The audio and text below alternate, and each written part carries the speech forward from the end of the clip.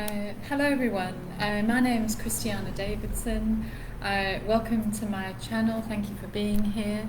As many of you will know, I'm a psychotherapist and hypnotherapist, and my specialism is really in childhood trauma, dysfunctional narcissistic family systems, and the impact that this has on us as adults. And I guide clients through a very powerful 11-week program that literally does a thorough job of bringing you out of the web of control over your identity that took place in childhood, and we do that using psychotherapy and hypnotherapy. So if you're interested, I'll leave my link here. Please book yourself in for a free consultation. Okay, so the topic for today is when your parent competes with you. Now, if that title resonates with you or triggers you, you'll understand why this is such a difficult experience to go through. So today we're going to explore some of the ways that this takes place and the impact on children. So let's start right at the core of this. I mean, if we look at that phrase, when your parent competes with you. So the definition of a parent, according to the Collins Dictionary, is a person who brings up and cares for a child and raises them to be the best man or woman they can be. So there's a real element of care here and of wanting the best for the child, and a sense of sacrifice, actually, you know, making that your priority to see them flourish. A competitor, on the other hand, according to the same dictionary, is a person or team who compete against others as rivals. A competitor is someone who wants to win. So when we look at those two definitions, you know, we can see they're polar opposites of each other, a parent and a competitor. However, if you grew up in a dysfunctional or narcissistic household, the chances are you experienced your parent also as a competitor. So there will have been times where you felt your parent may have been a parent, kind, loving, caring, you know, trying to support you. However, there would have been other times where there was a sense that they were in competition with you.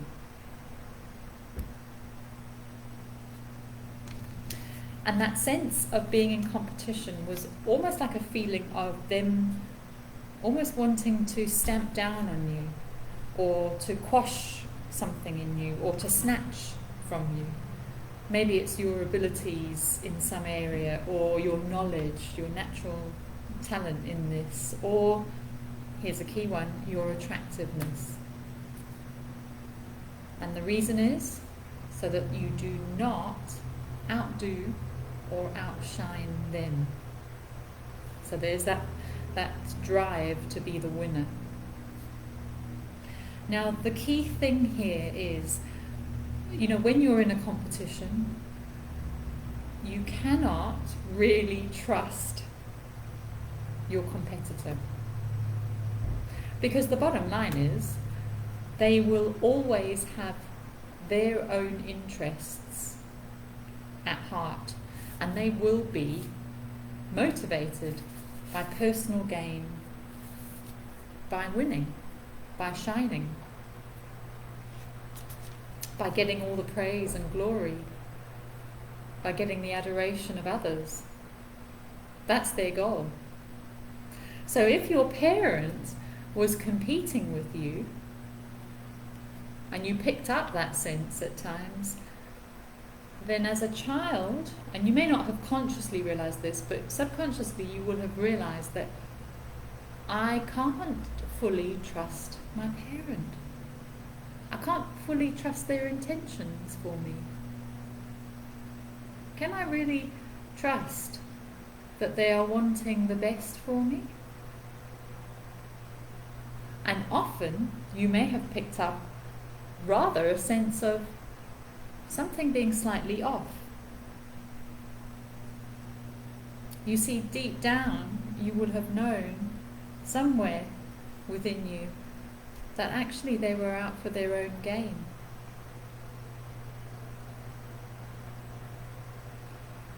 Now, this is very difficult for a child to grapple with, and children don't grapple with it. They suppress it, they depress it, it goes into the subconscious. You know, the body keeps the score, as they say, it's all suppressed there. These feelings, these thoughts just need to be eliminated, need to be got rid of, because a child can't process them. However, they will begin to emerge later in adulthood. Now, with parents of this type, there are generally two sort of main categories, and therefore two sort of main areas where the parent will try to manipulate the child so that they will not be outdoing them. So the first type of parent is the narcissistic parent that gets their supply from their physical appearance. We call them the somatic type. You know, they gain their supply through their body, how it looks, their physical appearance, how much attention they can gain, you know, eye contact when you're out, through what they're wearing, keeping up with fashion, you know, looking good, how many people are watching me, that kind of thing. The second type is the cerebral type of narcissistic parent, and they gain their supply or their attention from their intellect. You know, how much knowledge they have. They'll put great emphasis on your schoolwork, your university. You know, it's all about success in business, in career, that sort of thing. Not so much in the physical appearance, which they'll often sort of just shun. So if we think about it, there's these two parents. One's possibly somatic and the other's more cerebral. Now, if your parent was competing with you, you may just take a moment now and think, what type were they more? Were they more somatic or cerebral, more body focused or more intellect? Now, if they were more body focused, this is important to understand, because there's a couple of ways that this type of parent will try to suppress you or try to defeat you as competition in the somatic area. Okay, so for example, let me explain this, and I don't want this video to be too long. So, for example, a narcissistic mother who is more somatic, in other words, she gains her supply from her looks or getting attention for her attractiveness, she will compete to maintain her dominance over her daughter's attractiveness, because she needs the attention and the supply, by either neglecting her daughter as she grows into a woman or a fellow female,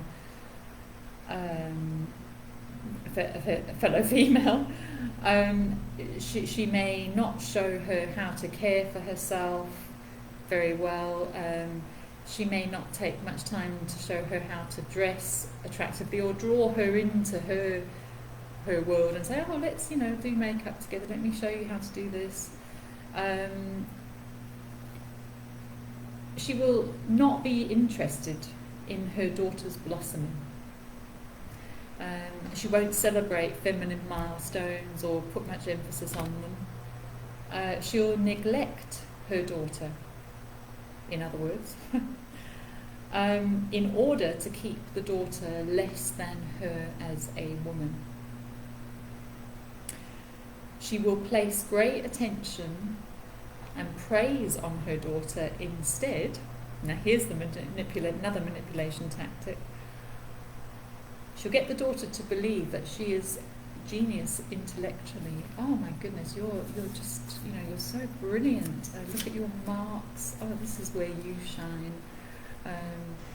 She'll get the daughter to believe that the daughter's value is not in her body, in her looks or her attractiveness, but in her intellect alone. So there she cancels out the daughter as competition somatically. And the daughter will take this on board and believe, well, I'm not able to compete with mum physically, but the way that I can shine is through my intellect, through my academic skills. So the daughter comes to believe that she is attractive for her mind, but her appearance is not, or her body is not something to be focused on. It's not favourable, really. And her mind, or her intellect, therefore, makes up for her lack in physical attractiveness. Now, this is all the mother's manipulation. It's not the truth. There can be a different way that this takes place. So the mother may actually do the opposite and dominate her daughter's blossoming womanhood. She may tell her how to dress. She may be overly involved, making her daughter dress in things that the daughter doesn't particularly like, because it's feminine and it's what she likes.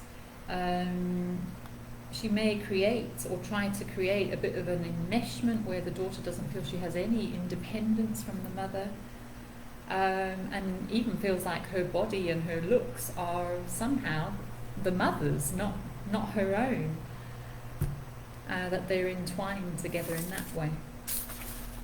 So it's interesting to look back and see where your parent praised you more. Where was it that they praised you? Because that may give you some insight, actually, into what they were trying to hold you back from shining in. Now, on the other hand, if your parent was more cerebral or intellectual, they would have most likely needed to dominate all your opinions and all your knowledge. If you shared something that you'd learned, they would need to show that they already knew it, and more. They can add to your knowledge, and were able to dismiss it or sort of stamp on it and make it their own, not yours. They would assert themselves over you in that way. And this can often happen between fathers and sons. And the father needs to be the know-it-all, the fount of knowledge, and sees his son's growing new knowledge or opinions as a personal attack on his masculinity, on his alpha maleness, on his ego. He will either then shame or ridicule or dismiss his son's thoughts, and often be more overtly a rival to him than a father figure who should be there to encourage. Lastly, these parents will use another competitive manipulation tactic to hold their child back, and it's usually the same-sex child where this competition takes place. They will align them with the other parent and suggest that you're just like your other parent, you're just like your father, or you're just like your mother. They'll almost create a sense that the child is not like them, so that the child believes that they are no competition, that they're inadequate, that the parent will always dominate over them. So what this does, when a parent does that, it kind of aligns a child with the opposite sex parent, it causes the child to feel rejected by its own sex, and always to have a feeling of not fitting in with their own sex, a feeling of deep inadequacy as a man or woman, and this develops really early on. and they forever believe that they don't fit in then with their same sex and are just inadequate compared to their same sex parent in that respect. The sad thing about these families is ultimately no one can trust each other. No one can trust each other that they have their best interests at heart. It's like everybody's out for their own. And this is due to the fact that parents of this type have never actually emotionally matured themselves beyond the age of 3 to 7 years. So they too are operating from an emotional age of 3 to 7. So we're in the playground at primary school, you know, and everyone at primary school wants to shine and snatch the toys and have everything for themselves. They're driven by the ego or narcissism. You know, it's healthy narcissism when you're a child, but as an adult, it's not. So this huge, this reality has a huge impact on children, on the children of these parents, because the children are groomed to be the perfect non-competitive supply for the parent, to never threaten their parents' supply, either somatically or cerebrally. And so they are almost formed to take on a false identity about themselves as a result, and often never actually reach their true potential. Their true potential. And this is the work that I do with clients. I'm so honoured to do it. You know, many clients say to me, God, I feel like I'm getting my life back. And the truth is, you are. You know, once we're able to go in there and really see this clearly, and my course does that, there is a whole session devoted to this, about the impact of either somatic or cerebral parent, and how we need to build up your area of deficit, which is often the area that you were not praised for. I hope this has been helpful. Do leave your comments and like and share if you think it would help others. And I really appreciate you, and please do reach out if I can be of any assistance to you. Time to get your life back. Thanks everyone. Take care. Bye now.